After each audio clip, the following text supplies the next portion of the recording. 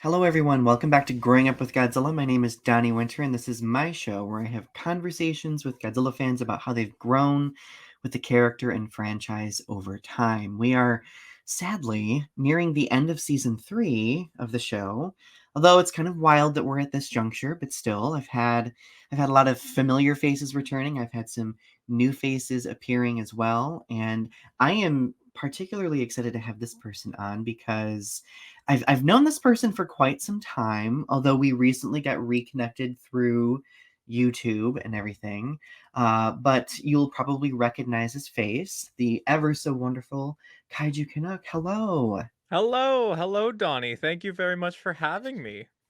It's so good to have you here. Like, I've been obsessing over your YouTube the last few months, since you made the return to YouTube, and it's been wonderful. Oh, well, thank you. It's been a journey, you know. There's been some really great stuff. I've met lots of wonderful people. I've learned some lessons about how to do YouTube and how to conduct myself, but you take it all in stride and it's been a lot of fun and I've really enjoyed my time doing this. Good. I think I was really bamboozled because when I stumbled across your channel, I was like, "Oh my god, that name sounds very familiar to me." And then I put the pieces together and made the deduction. I was like, "Oh my god, we knew each other on the old Godzilla message boards Mhm. across the internet, ranging, I mean, Kaiju Galaxy, for example, Mhm. my board, which still exists, though is basically a ghost town. I think that we knew each other on Toho Kingdom as well, right? Toho Kingdom is the big one. Yeah. I Yeah. went by Firmix on Toho Kingdom and if you there are like little artifacts here and there. You'll probably see me Firmix. My Discord name is Firmix. But Toho Kingdom's the big one. I think you were Eternal Mothra on. Yes, good Yeah. memory. Yes, I was. Yes. Yeah. So yeah, we definitely do go a while back. I think I went on Toho Kingdom for the first time around when NECA got the license. So that'd be just over 10 years, I think. So like 2014, wow. Yeah. Yeah. Kinda So wild. and that was for the longest time that was really the only place where I knew to talk to other people about Godzilla. One of the things that I've talked about here and there on the channel is that for the longest time I had nobody to talk to in person about this stuff. There was Toho Kingdom, but even then Toho Kingdom's sort of it's still a very active place, but it used to be much more active, but now people have found Facebook groups, Discords, all that good stuff. Um, and then I started my YouTube channel because I wanted to talk to other people about stuff, and I felt there were conversations that weren't happening that I Mhm. thought were worth having. And then like everything, I feel very lucky and very blessed that everything has blown up for me at the rate that it has. It's a little bit overwhelming at times, to be honest, because I went from having nobody to talk to having literally thousands of people to talk to, Mhm. and that can be it can be a lot. Yeah, well, and everybody has their expectations as well. I mean, you've become like a pretty influential voice in the YouTube side of the fandom, so like that really draws in, like kind of like this influential parasocial dynamic that happens. I that happened to me probably, I mean, several years ago when I had a couple of videos blow up. It kind of became, it was a little intimidating, but I think it was a very crucial growing experience for me too, because it helped me understand the importance of boundaries and the fact that, I'm a human being, like, and I don't always owe everyone an explanation for everything, right? But no, like, so I think it's been wonderful. And I often kind of miss, I often reminisce about the old kaiju boards because they were such like insulated environments, and I don't think a lot of people who've gotten into Godzilla recently, like say the last 10 years, their exposure being through like social media, their exposure to the fandom, I don't think they've quite realized just how insulated and isolating it used to be. Mhm. Not that I'm trying to be like kids these days don't get it, but really, like, it's, I feel like Godzilla is far more accessible when it comes to the fandom nowadays, and I think that that's refreshing. That's just my personal opinion, though. No, I think you're right. It's easier now to have these conversations than it has been in a long time. Though I definitely feel let's say, nostalgic for the experience of being on the boards, and, you'd write a message and you'd check back in, like, an hour or 2, see if someone else had something else to say. Um, yeah, there was definitely something, there was, like, a closeness to it, and, it's wonderful, and it's an amazing thing to see how many people now are in this community, in this fandom, and how Mhm. easy we're able to connect with one another. Um, but I can also think and sort of, I guess, reflect or reminisce about how it used to be. Yeah, yeah. Do you do you wanna know something that's gonna give you an existential crisis? This year is Kaiju Galaxy's 20th anniversary. Wow. 2020. Well, so somebody one of the I had a couple of people from it reach out to me over the years being like, "Are you gonna do anything, like, for commemorating that threshold, right?" And Mhm. I am devising an episode of Growing Up With Godzilla dedicated to that, everyone, so stay tuned for that. That is up and coming. But it's just wonderful to kind of reflect on those moments of how the community itself has grown. Like, I feel like the Godzilla fandom, while many may argue is still pretty niche and small, like, to a certain extent, I think that the MonsterVerse, the success of Shin Godzilla and Godzilla Minus One have really just caused the fandom to boom in growth. Like, it's gotten much bigger than it used to be, which we love that because that means that people are salivating over the thought of more Godzilla content. So Mhm. that is always a good thing. Yeah, I mean, it can be simultaneously true that Godzilla is not the most popular thing, but the fandom and the community is by far the largest it's been in a long time, possibly ever, probably ever. Yeah. Yeah. And I think it's gonna keep growing. I do get the feeling that it's going to keep growing too. So, well, okay, enough about the fandom. So, obviously, I do the show because I really like to delve into everyone's background, history, experiences being a Godzilla fan, right? Mhm. So, how were you first introduced to Godzilla? What was that entry point for you?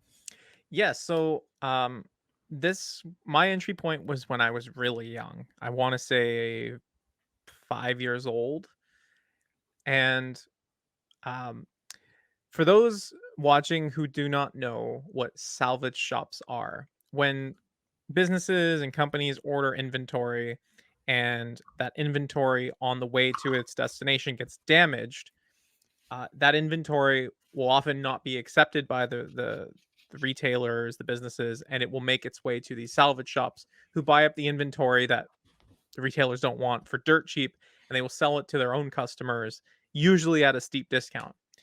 When I was growing up, my mom used to shop at salvage shops pretty much every day. It might have been every other day, but it was a regular part of her routine. And one day, I came home and she had found a VHS tape, which I have here.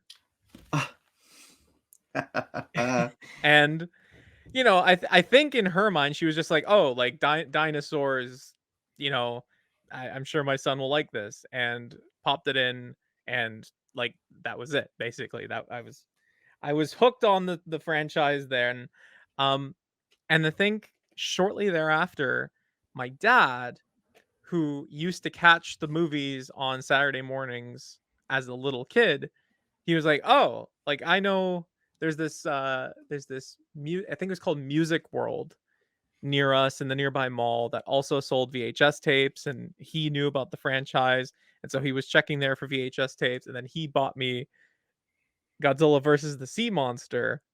Wow. So these are my first 2 movies. This is the one from my mom, this is the one from my dad. Um, and like, yeah, like 5 years old, I'm pretty sure that's how old I Those was. are drastically drastically different Yeah, films too. yes, they are. Like, what was your like, when you watched those as a five-year-old, like, how were you processing, like I mean, Godzilla versus King Ghidorah is a pretty heavy film to watch first. I don't think anybody on the show has ever told me that that film has been their first film, so I am thrilled to hear that, like, that is so cool. But what was it like processing the 2 films for you? So, King Ghidorah there's a lot happening. I just knew that there were people from the future, these aliens, there's Godzilla on an island. He gets mortally wounded and then he gets nuked and Godzilla fights Ghidorah and he beats Ghidorah and then Ghidorah comes back and he's robotic and he's stronger. Like there's a lot as a grown up watching that movie, but even as a child, just the sheer spectacle of it, there's still lots of eye candy and I was just like I'm blown away like how much was in that movie. And then there was Godzilla versus the Sea Monster, which there's not as much going on, but I don't know. There was just the charm into how the characters moved and interacted with each other. Godzilla fights giant condor, which was really funny to watch as a kid, and it's still funny as a grown up to watch. As a kid, you watch these, and it's basically just eye candy. But and we'll get into this a little bit later. But as you grow up, then you look at it through these lenses, and you're like, oh, it's like rediscovering the franchise. Mhm. Um, just because I dug it up, I also wanted to mention that my dad also eventually got me into Gamera. This is the original Gamera VHS. It was a white VHS. Oh, I remember that. Yeah. So yeah, I think my mom kicked it off, and then my dad perpetuated it. And I don't think they realize what they did to me. Because even now they're just like, why do you like this so much? Like, That's always the question we get, isn't it? Like, "Why do you put so much energy into this thing?" And it's like, "Because it's so cool." Well, like, you know me. I am one of those, like, super overly analytical people, so I love delving into, like, the details, the historical context, the socio-political commentaries. Like, now that I'm older, that super fascinates me. But back then, like, I could kind of pick up little crumbs of those things, and I think that that's another I mean, the spectacle, yes, but, like, the sophistication to me was what mhm, really appealed to baby Donny back in, the '90s. mhm. Yeah, yeah. I remember when the first game was coming out for the GameCube, Destroy All Monsters Melee, and I just happened to be going. My brother and I shared a room growing up, and I just happened to be going to bed as he was watching TV, and I got into bed and I looked up and the commercial came on TV, and I was like, "What is this? Like, holy crap!" And I was like, "I need that game. I need to play that game." So it's yeah, I was indoctrinated very early. Not indoctrinated. We all were, right? No, those games, oh my god. Like, I still play Godzilla Save the Earth rather regularly. My fiance's always like, whenever somebody asks us what we play, he's always like, "Oh, well, Donnie plays this game from 20 years ago." And I'm like, "Yes, it is 20 years old. Alarmingly so. But it is a great game." Yeah, it's still It's amazing. so good. It's so good. But no, like, those games got us through the great decade of nothingness, Yeah. Yeah, that's true. which we desperately needed. So, well, as you got older, though, so as you shifted, so you were 5, you got older, you probably got more exposed to Godzilla. As you shifted into the teenage era, like, how did your love of Godzilla shift at that point or grow? Yeah, so funny enough that you mentioned, like, the 10-year gap. The 10-year gap happened when I was turning 10. So, at that point, like, I had seen most of the movies. Um, I used to be subscribed to G-Fan magazine.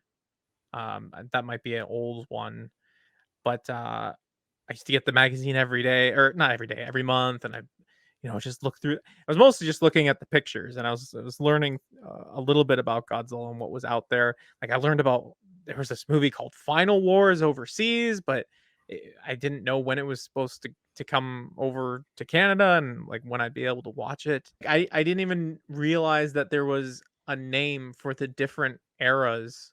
Like there was Showa, and then there was Heisei, and then there was Millennium. Like I did because I was turning 10 years old. I didn't know that there were these different names for the different eras. I just knew there was like Godzilla versus King Ghidorah. I knew there was Godzilla versus Space Godzilla versus Destroyer. Funny enough, actually, this is a fun story. when I watched Godzilla versus Space Godzilla, there was like a 2-second clip, stock footage of Biolante. And I had no idea who that was because I didn't like where do I look? I don't know where to look for this stuff. And so like I was like I need to figure out where this monster is from. And one day, I think it was just like 2 or 3 years after I watched Space Godzilla, we were at the Music World shop in the mall, and there's Godzilla versus Biolante on VHS, and I think I still have it in my closet too. And I, like, freaked out. I was like, "Oh my god, this like, finally I found it." And at the time, my dad, for whatever reason, he was like, "No, we can't get it." And I was like, "Oh, no, come on, come on." And then I went home and I, like, basically begged my mom. I was like, "Please, please, please, I need to see this movie." And she went and got it while I was at school the next day and got to Way watch to it. go, mom. Yeah. Yeah. She's enabling me. But so to, like, your question into my teens, like, I was 10 years old when the gap started. And so eventually I was able to see Final Wars. It was really cool. I invited my friend over because I was so excited to watch it. And I think I was so excited that I watched it before he came over, and then I watched it again when he came over, just because I was so amped on it. Did you pretend that you hadn't watched it when he came over just to I think I might have. I'm like, oh damn, that's crazy. You didn't see that Wow, coming. what? What? You deserved an Oscar. Yeah. Yeah. So it's really funny. Like I was 10 years old, and then I was 20 years old when the next movie came out. So it's hard to believe. Like I was an adult by the time like, I was catching. Well, I guess that's not true because I saw Godzilla 2000 in theaters with my dad when it showed up in North America. That was Mhm. crazy. That was amazing. That was so cool. And he was because purple's my favorite color. He had the purple spines and he had the red heat ray. You had never seen the red heat ray. Um, It was so cool. was blowing my mind. My teen years with Godzilla, nothing big happened, I would say, just because of that huge gap. Although there were the video games to tie at least me over for a little bit. Mhm. No, it's interesting because you talked about Godzilla versus Space Godzilla being like the pipeline for you between that and like Godzilla versus Biollante. Godzilla versus Space Godzilla was that way for me, but with Godzilla versus Mothra 92. Hmm. Because like I think I caught like Godzilla versus Space Godzilla on the Sci-Fi Channel or something. Like it was like year 2000 or something. It was ages ago. But like I remember like having those Trendmasters toys, and I was like, these are these new kaiju like I've never seen before. And because they were so late to be released in the United States, like I was just mind blown. So when I saw that stock footage segment, I was like, oh, I recognize Biolante. I had seen that one relatively early on, but when I saw Mothra, I lost my shit. Like I was like, I knew it. I knew there was a movie with Mothra and this evil looking Mothra thing, Batra, and then it spiraled from there. And I told my parents, I was like, I need to find this film. Like there is no suggestion. Like we have to make it happen. Yes. And they did, thankfully. So Yeah. That's awesome. That's awesome to hear. Um, so actually, here's a funny story. I've not told this one before. Uh, it was not until I was in university, 2012, that I realized there were two Godzilla movies that I didn't even know existed. One of which I am far more embarrassed about than the other. oh no. The first one that I'm not embarrassed about was Godzilla 1984.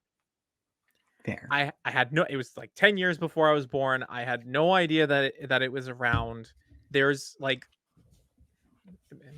somebody's gonna yell at me for this, but I feel like there's very little connection between that and Biolante. Like you can go into Biolante as the start of the Heisei era. Some people do consider it the start of the Heisei era, and there's you're fine, right? Like you can Mhm. watch Biolante and move forward.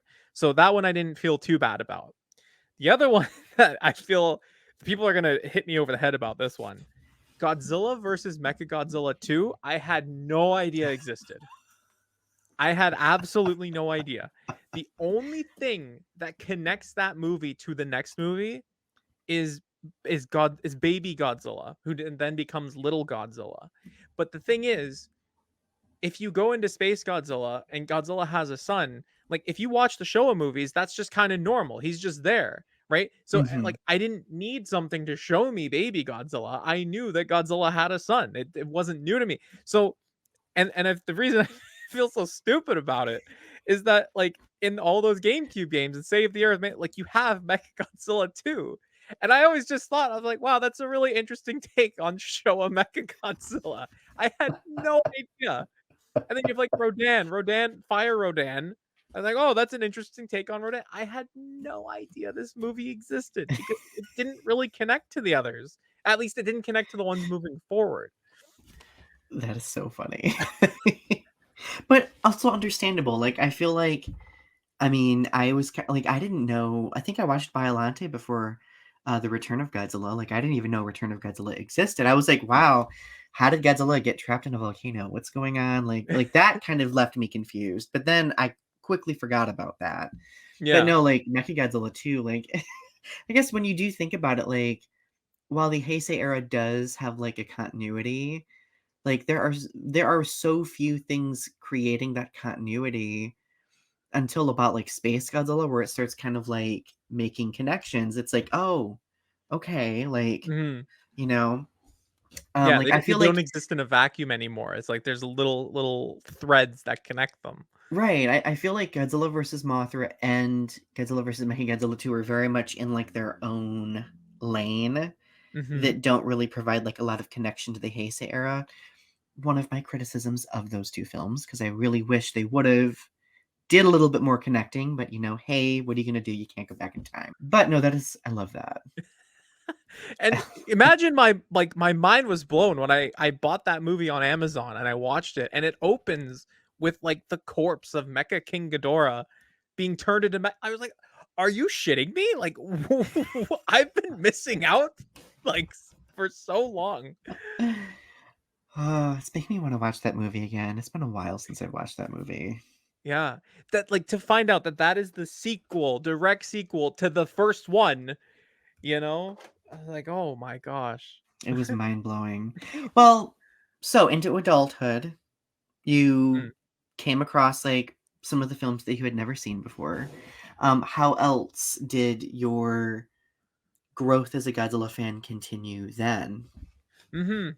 Yeah, so, like, growing up as a kid, very primal enjoyment of Godzilla, right? Like, I've I've prided myself on being a it's weird to say, but a relatively casual Godzilla fan. Like, I don't know all the directors. I don't know all the people that scored the movies. I don't know, you know, some of the stuff that happened behind the scenes of the movies. I just very much enjoy those movies. They make me very happy. And like collecting the merchandise and stuff. Like it comes from a very primal place. It's not from an analytical space, right? Mhm, There's lots of people that know this franchise inside out and backwards. I'm mhm, not one of those folks. I just really enjoy, you know, seeing the monsters on screen and all that stuff. So like that was my very primal enjoyment as a child. But as I've grown up, it's been really interesting rediscovering the franchise through different perspectives. And so the biggest one I could probably mention is Shin Godzilla. Shin Godzilla is one of my favorite movies because when I went to university, I studied nuclear engineering. I know all about the Fukushima incident, mhm, which Shin Godzilla is a satire of. It is a satire of how the government handled that accident. And if you know anything about the Fukushima incident, you know it was handled like the worst way possible, like comedically bad. mhm, Like at several points, TEPCO is the power company was told, "Hey, you should really not make this power station here for these reasons." And they were like, "Ah, don't worry about it. That's not going to happen. It's not going to happen. It's not going to happen." Like Donnie, like I don't know how familiar you are with that accident, but their backup generators that were supposed to turn on in the case of a tsunami were placed underground. Do you know where water goes first during a tsunami? uh, underground, undoubtedly. Underground, yes, to the point of lowest possible position.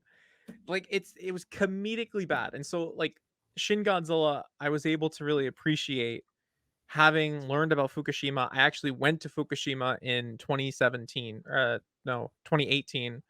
I got to spend a day there with the workers that are decommissioning the plant. Like, I know that accident.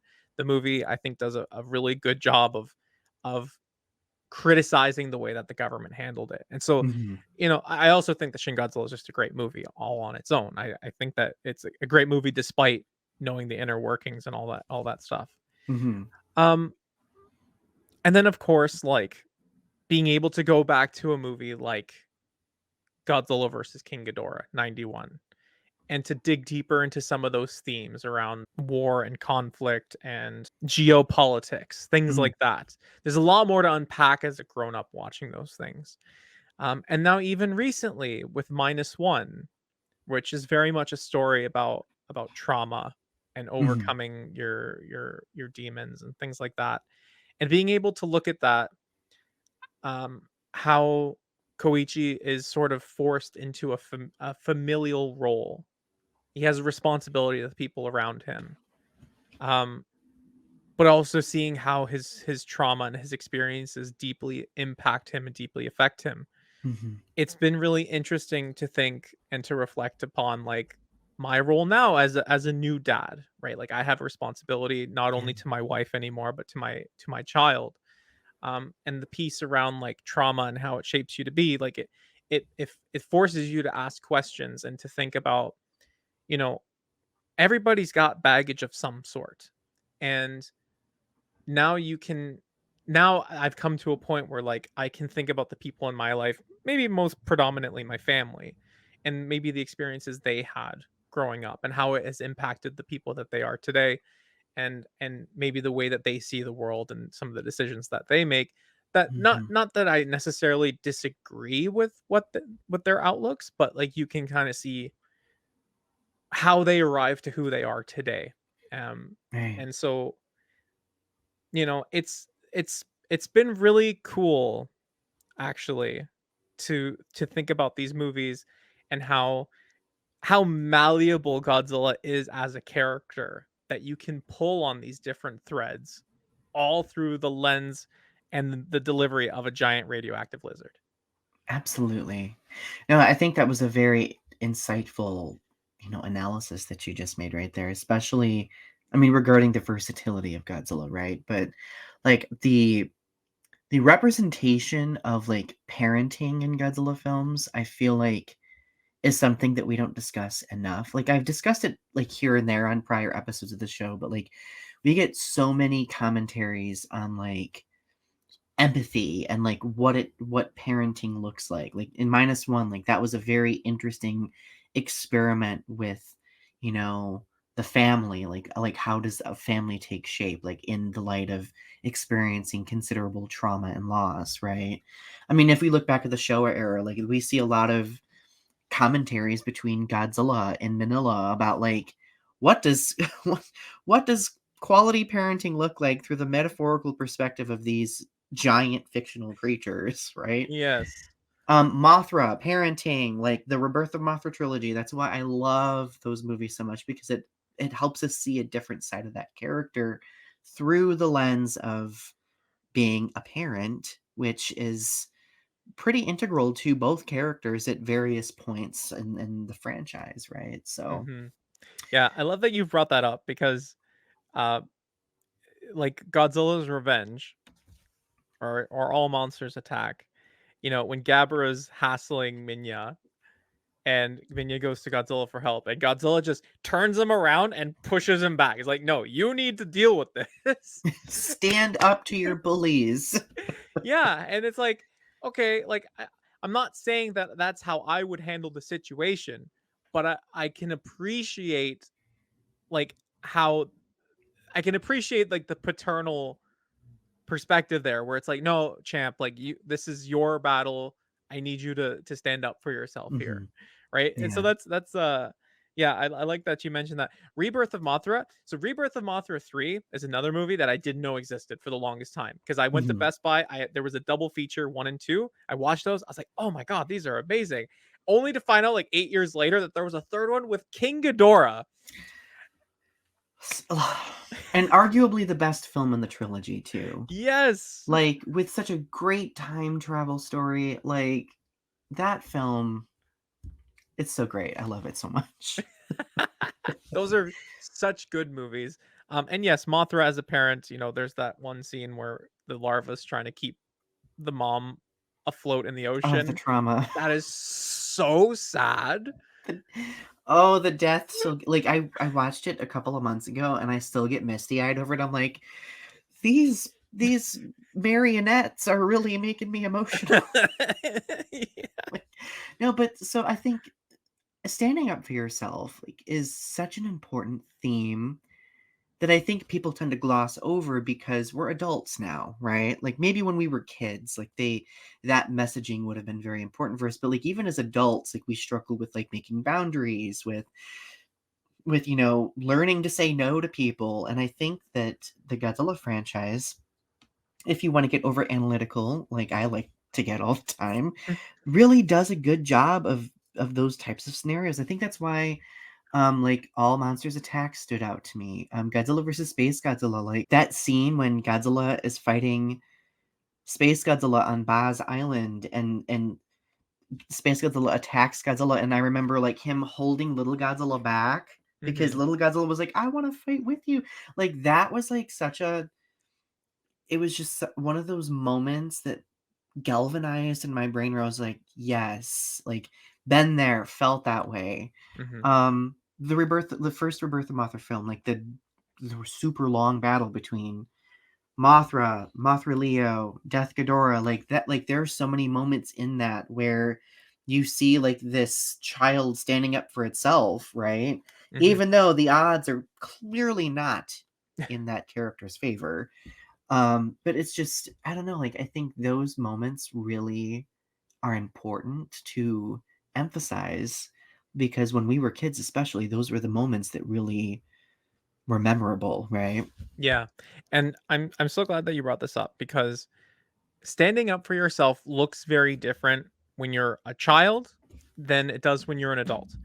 But it still needs to happen when you're an adult. And one of the things, so I work in a university. I always work with students. I'm always hiring students on my team. Mhm. And one of the things I'm telling them is like you need to you need to advocate for yourself because no one is going to advocate for you more than you're going to advocate for yourself. You need Mhm. to believe in yourself more than I do or else like things are just not going to happen, right? Right, yeah. Yeah, so it just changes. It's not like you're an adult, nobody's gonna it's not like you only have to worry about bullying. Bullying is not where standing up for yourself ends. It's when you're doing a great job at work and keeping a record so that when you go to your boss and say, I deserve a higher wage, here's a list of reasons why, right? Like you need to be able to stand up for yourself and say, like, I know what my worth is and I know that I deserve better. Mhm. Yeah. Excellently said. Like, I think that that is a very strong takeaway from the films, especially because it does shift as we get older. I mean, we do look at these things differently. We have more wherewithal to be able to vocalize ourselves now as opposed to when we were younger, right? And more Mhm. vulnerable. So, well, obviously now I really want to pick your brain over which Godzilla films are your favorites now and why. And I Mhm. usually tell people to go with the top 3 if they're able. So, okay, I'm not gonna count these 2, but, like, obviously, I have very sentimental connections with these 2. Mhm. Um, oh, okay. So, I think I know what my top 1 is. The top 2 and 3 in no particular order. I'd say Shin Godzilla is one of them because of the reasons I've mentioned, because I think it's a great movie on its own, and it is an even better movie if you understand what it is satirizing. Mhm. If I were to pick my next favorite movie from there, it would probably be Godzilla, Terror of Mechagodzilla. Ooh, okay. I love Terror of Mechagodzilla. This is Godzilla going up against two very powerful enemies. The previous movie, it was him and King Caesar versus Mechagodzilla. Now it's Mechagodzilla and another powerful kaiju fighting Godzilla. I think all 3 of those kaiju are amazing. I think the fights are brutal in that movie. I think there's a little bit of tragedy around Katsura's character. Oh, yes. Um, so I think that's probably my number 2. My number 1 is 2001 Giant Monsters All Out Attack. And that one, I like that it kind of just stands on its own. I think that the music is phenomenal. Um, I actually have very vivid memories of watching that movie for the first time because a new video shop had opened up in the neighborhood, and I went there, and like down in one of these corners of the store at the lowest shelf, it was Godzilla. It was Giant Monsters All Out Attack. And I was like, oh my god, I knew about it, but I never had access to it. And I remember getting it and watching it, and it's an amazing movie. The Thousand Year Dragon King Ghidorah scene is like burned into my brain. Like I still get goosebumps when I watch that scene of the movie. Um, and I think maybe I don't know if this is correct or not, but I believe that was the first movie I watched where Godzilla lost in a big way. Mhm. Because you could argue like Godzilla versus King Ghidorah, he technically loses to Mecha King Ghidorah by getting dropped in the ocean. Godzilla or King Kong versus Godzilla, Godzilla loses, King Kong comes up and swims back home. But Giant Monsters All Out Attack like was very visceral in its depiction of Godzilla's defeat. Mhm. And there was a sense of triumph around it that I really appreciated. And then it ends with the tag of Godzilla's heart beating, so presumably he'll regenerate. So that movie, like, there's a lot of things going in that movie that really stuck with me. But I think one of the big pieces was the music. The music I thought was just really elevated the Oh, whole thing. Determined to Protect the Future is still one of my favorite musical compositions from any Godzilla movie. Hmm. It's so good. It's Yes. so good. We all wanted to be Yuri Tachibana, like, come on. Yeah. Yes. Yes. That is such a good movie. And when Minus One was coming out and we heard that the director was heavily influenced by that movie, that was his favorite one, I was like, oh, Minus One is gonna be is gonna be outstanding. We Done. knew it was gonna be phenomenal. It is such a unique Godzilla film, and I think that's why it's so celebrated now, like, Mm, going back to, like, Godzilla's defeat at the end of that, like, I mean, it was very much human grit that contributed to his defeat, right? mhm, And human ingenuity. It wasn't like, I mean, I guess you could say it was that way for like Godzilla versus King Ghidorah, like because it was future humans that created Mecha King Ghidorah, but it was still him being defeated at the hands of another giant kaiju, right? Not a drilly missile thing shot through the inside by, the general Yuri's dad. I never remember his first name, but um no, it was such a wild conclusion to that film. So, mhm. um did you say that was your number 1? That was my number 1, yeah. So Your it was number that one, 1. and then Terror of Mechagodzilla, and then, Shin Godzilla. What a great top 3. Oh, Great thank you. top 3. Well, obviously, the next step would be to explore particular kaiju or human characters that you're drawn to. Like, which ones are you drawn to and why? Yeah, so, in terms of kaiju, like, the running gag on my channel, and it's not even a gag, like, it's legitimate, is that Ebra. Ebra is one of my favorites, uh, mostly because of nostalgia, but also I just thought he was a really scrappy kaiju that was starting beef with Godzilla for no particularly good reason. Mhm. Godzilla just kinda wanted to leave the island, and Ebra was like, "No, you're not leaving the island," and so they started scrapping. Titanosaurus, was a fierce kaiju growing up that could go toe to toe with Godzilla, so I always really liked that. I've also really been drawn ever since I was little to Gigan. There was something about Gigan's design that Mhm. really struck a chord with me. I thought his claws were super cool. And then when he showed up in Final Wars and he gets his head blown off, but then he comes back and he has chainsaw arms. I was like, oh my god, like that is peak kaiju design. So It was so wild. so those are my the kaiju that stick with me. in terms of human characters, um, they don't there's not too many like Miki Sagusa from the Heisei era. Like I felt like she was one of the ones who understood the tragedy of the giant monsters Mhm. and Yeah. seemed to be like the one that was trying to root for them and wanted them to survive, like to go off happily in the sunset, be able to live, right? Mhm. And when like Godzilla Jr. dies, like that's like the lowest point. It's just, she's completely torn up about it. Yeah. Um, as I've gotten older though, I have really reflected on the decisions of Sarazawa in the 1954 film Mm.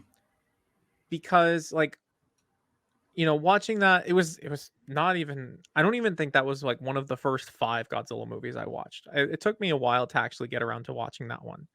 But when you watch that for the first time and he decides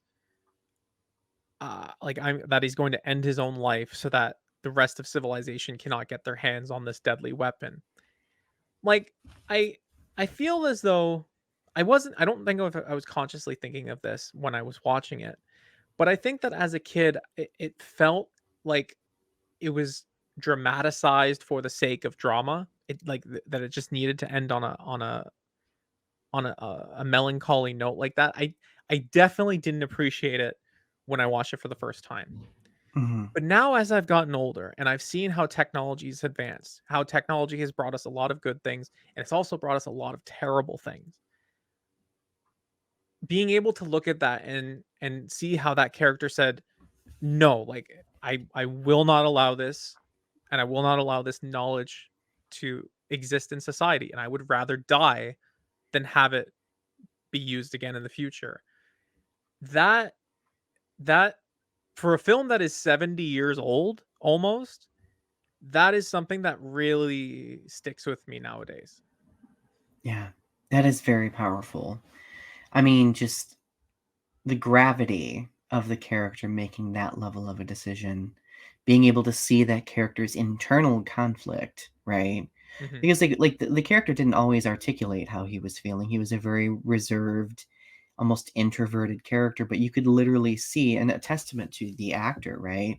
You could see like the internal conflict going on, and honestly, that whole narrative kind of has withstood the test of time. mhm, I mean, I would argue that's why Godzilla still flourishes because we see, people going back to that narrative, back to that character, looking at that dynamic and being like, let's create new versions of the story to stay contemporary. Shin Godzilla, I would say, very much is mhm. one of those. Godzilla minus one for sure, absolutely. And like, I know, like, I have some people who will say, like, "Well, I don't like watching the old Godzilla or the original Godzilla film because it just I don't know, it's too depressing." And I'm like, "Well, it's depressing for a reason." Mhm. Like, it's post World War II, right? It's Yeah, literally right after. And, like, there was a lot of change. Japan was shifting into an economic boom later in the '60s, but, like, that decade there was very much a decade of flux, right? So, like and I think that that film is such a great historical representation of what that flux looked like. So absolutely. oh, I'm nerding out now. You got me nerding out.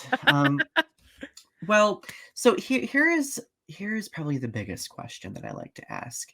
How has Godzilla shaped you into who you are today? Yeah, so when you sent me this question, I looked at it and I thought, "Wow, that's a good question." And I still don't know that I've landed on an answer. Um, there's lots to be had looking at the Godzilla films, and I've touched on it a little bit, like been able to go back and revisit how they pull on these threads and they tell these different stories. I think it's not a surprise to anybody who's watching this that knows me that I am pretty big in the collector space of Godzilla figures as well. So Mhm. in addition to being able to look at the cinematic stories that are being told through the movies and the themes that you experience, I think that I just by being we're in a collector boom right now. And I feel as though I just have a lot of fun. Like, Mhm. I just the Godzilla has very serious roots, very serious origins, and even now, like movies being made that are very serious. But there's also a lot of fun to be had, whether it's the video games or the campiness of some of those Showa movies. Um, I get a little bit of flack, people saying that I'm not hard enough on some of the companies making this stuff, but like at the end of the day, they're giant monster toys. I think those are ridiculously fun, Mhm. and you know, I yeah, like I think that I have a lot of fun as somebody who's 30 years old, has a little baby at home. Like I'm still able to enjoy this stuff, and Mhm. I try not to take things too seriously. I think that's a great message though. Like, I feel like societally speaking, like, and I think our generation is kind of working to undo this a bit, but I feel like there is this notion that at a certain point we need to just grow out of the things that we love, right? Mhm. That's one of the reasons why I created the show as a sassy retort to people. Well, have you grown out of Godzilla yet? Like, why are you still obsessed with it? No, I haven't. Like, there's a variety of different reasons why I love this franchise, but truthfully, it is fun. It is an escape. It is it's nostalgic as well, like, now that I've gotten older, and I think all of those things together have made me develop a deeper respect about the franchise, right? Mhm. Because we are capable of seeing those different vantage points, so I think that's perfect. Yeah. Like I've done the opposite of growing out of Godzilla. Like I've only gotten more and more into it as I've gotten older. Which I don't know if that's supposed to happen. There's this YouTube channel who covers a lot of Transformer stuff. His name is MGO, and he ends every review that he does by saying, "You don't stop playing because you grow up. You grow up because you stop playing." Oh, I like that. Or grow old. Sorry, it's grow old. He says you don't stop playing because you grow old. You grow old because you stop playing. That's very truthful, though, like, I It's feel like very philosophically truthful. speaking, it's so truthful. Yeah. Yeah, and like, as a kid, you learn a lot through playing with your friends, playing, imagination, what's the term? Unstructured playtime. Like you learn through so much by having fun, enjoying yourself. So it's not like you need to do that as you grow up. Like it's like, oh, the fun stops now. Mhm. You just, as you take on more responsibilities, the responsibilities of growing up, growing older, having a family, you have to be more careful about when you do choose to have fun, but you still Right. get to have fun, and I still have so much fun with this hobby as I'm looking around at all the stuff that I've collected. Same, same. No, so speaking of collecting, like, that actually was my next question, and we've kind of conveniently transitioned into it. So, when did you start collecting figures, and what are your favorites that you currently have? Okay, so when I was growing up, some of the Trendmaster stuff made its way to Canada. So I've got the 10-inch one, Lights and Sounds. Um, in my parents' house, I can tell you exactly where they are. I have some of the 4-inch figures tucked away. It's the King Ghidorah, the Rodan, and the Godzilla, and the Mothra, actually. Mhm, Um, so that was very, very early. Uh, so like I was born 94. So I think I was very little when it started showing up here. mhm, Um, and then there wasn't too much afterwards. There was a little bit of the Bandai America stuff. Like I have a Showa Gigan lying around. I have the 54 that gets put on like all of the packaging, the one really ugly one that Bandai continues to use as like the poster child. Like I've got that one lying around. But it was very hard to come by when I was growing up. mhm, And I think being in Canada was a big part of it as well, because even though we're right next to the states, a lot of stuff doesn't make it up here, and if it does make it up here, it gets charged at a big markup. So mhm, actually, here's a great example of something that's current. The Playmates Godzilla Kong New Empire stuff, those 6-inch deluxe figures are $10 USD at Target, Walmart in the States. Those are getting imported into Canada. They are not being sold directly from Playmates, which means the importer charges a markup because they want to Mhm. make money on it.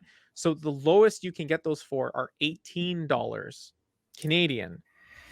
Um, but Whew. if you were to directly convert it, it should be $13.50, but it's being sold at $18. So that's an example how like we didn't get everything from the states, and the stuff that we did get was getting marked up. Um, it was not until I would say okay, so Monster Arts came out around 2011, and I got the very first Godzilla. I got the Space Godzilla when it was on sale. I think I got the Fire Rodan and I got the King Kong 2005.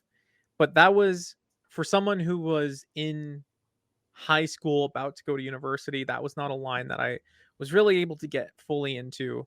One was space, but it was also money. It was a higher end Yeah. collectible. And then NECA Toys got the license, and they were selling stuff for $20 a figure. And so I have a whole shelf over here of all the NECAs that I ever picked up. Um, that was a great time to be a collector. It's 20 bucks a pop, and you got these 6-inch Godzilla figures. Them being next to Monster Arts did no favors for the line. Everybody was like, "Oh, this doesn't look anything like the suit from the movie," but it looked Mhm. damn near close enough. Okay, like Mhm. for $20 USD, they were fantastic. Okay, um, so I collected NECA for a while, and then they did like Pacific Rim. I have all my Pacific Rim stuff here too. And then what was it? Like 2021, I think. I think it was just like while we were in the mid pandemic. It was like Super Seven's making Godzilla stuff. Mezco's making Godzilla stuff. Haya Toys is gonna start making Godzilla stuff. All this Mm. It was a out of boom. nowhere. Out of nowhere. We went from NECA and Monster Arts to just Monster Arts because NECA lost it to everybody's making it now. Everybody's making it now. And so I've really had to file back on other stuff that I collect. Like I used to collect Transformers because I really like Transformers. I used to collect other stuff, but I've basically let all of that go because there's so much Godzilla stuff now. Mhm. Um, and even then, I'm still quite selective. Like I have a baby now. My wife is on mat leave, so like there's financial considerations to be had. So I'm very choosy now about the stuff that I do pick up. But like I love the Super 7 stuff. It is just so much fun. It is such a fun form factor. The heft of the Ultimates figures and the fact that they are rather robust and they're not fragile like other stuff really sits nicely with me. Mhm. Um, there are other companies that make stuff that I don't really care for and I don't really talk about on my channel because like why would I don't want to waste time talking about things that I dislike very much. Mhm. Um so yeah, that's kind of been my experience with collecting. Like I got in on some of the Trendmaster stuff. There was a large drought up here in Canada for a long time, and then when NECA entered the picture, that ramped things up, and now we're here, and it's wild. It's wild how much stuff there is. Like the fact that you, Donnie, can go into a Target and there's an action figure of Mogera 57 for $20 on the peg. That I don't think I don't think people appreciate that nearly as much as they should. We here in the States, we absolutely do not. In fact, I didn't even know that all of that was at Target, so now I'm like, "Should I go visit Targets?" I don't know.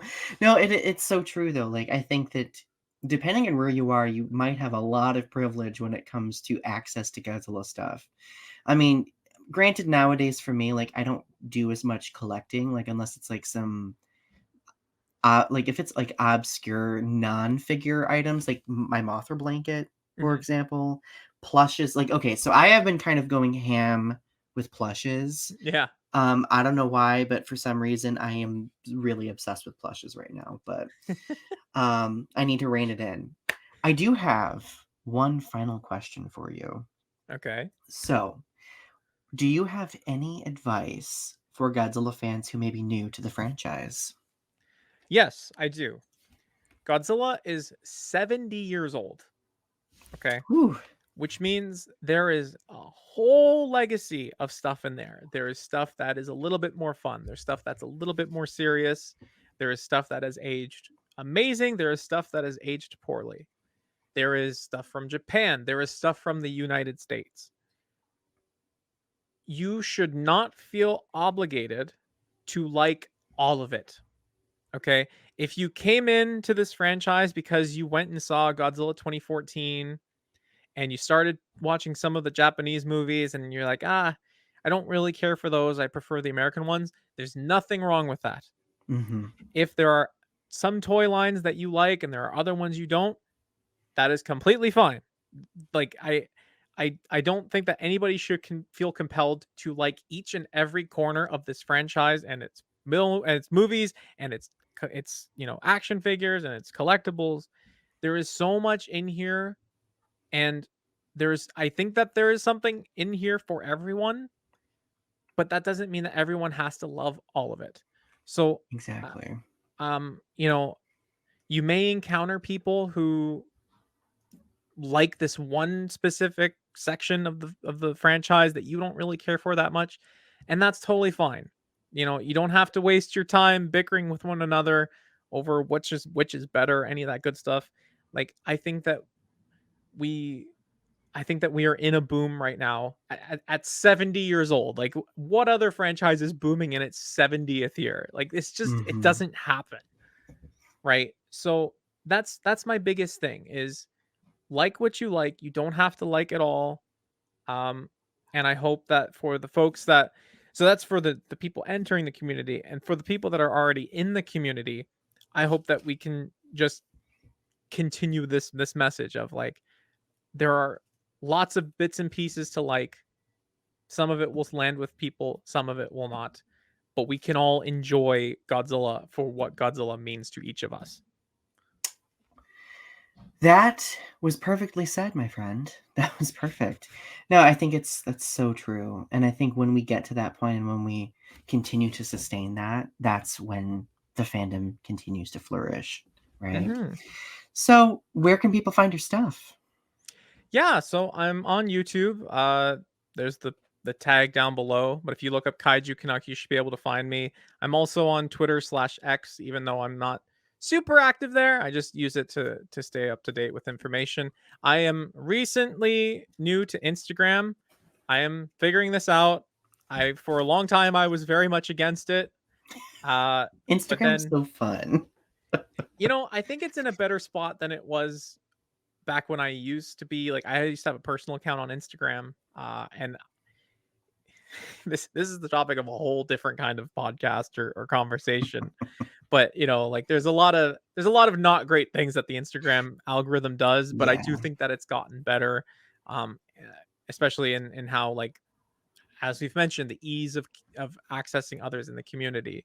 Like, Mhm. Instagram seems to be really good at that for folks like us, for fans of the franchise. So I'm over there. I'm still trying to figure it out. I have a couple of fun ideas for content to put on Instagram that might not, but that might make more sense than YouTube. So I'm over on Instagram at KaijuCanuck if you want to follow me there. But wherever you choose to follow me, I am always grateful to have the folks that watch my stuff and engage with my content. Well, my friends, go find Kaiju Canucks links in the description section of the video. Um, my friend, thank you for joining me. I am so grateful that we connected again over the years. And just for your future reference, you always have a seat here on Growing Up with Godzilla in the future. Oh, well, thank you very much, Donnie. I appreciate the invitation. I think you sent me the invitation in like February. That's how busy you are. I already have half of next season planned already. So it's been Oof. booming. I am happy about that. So it's just the more you do what you love to do, the more it keeps flourishing, I guess, right? So, Yeah. Well, thank you for penciling me in. My very first interview. Never been interviewed before. woo, I am honored to be your first interview. That makes me people, what are you doing? Like, come on now. But no, everyone, thank you so much for watching. As always, don't forget Growing Up with Godzilla premieres in the first and third Sunday, relatively, of every month. And don't forget to click like, subscribe to our channels, and don't forget the most important thing, and that is to keep standing tall, my friends. Have a good rest of your night. Bye. Bye.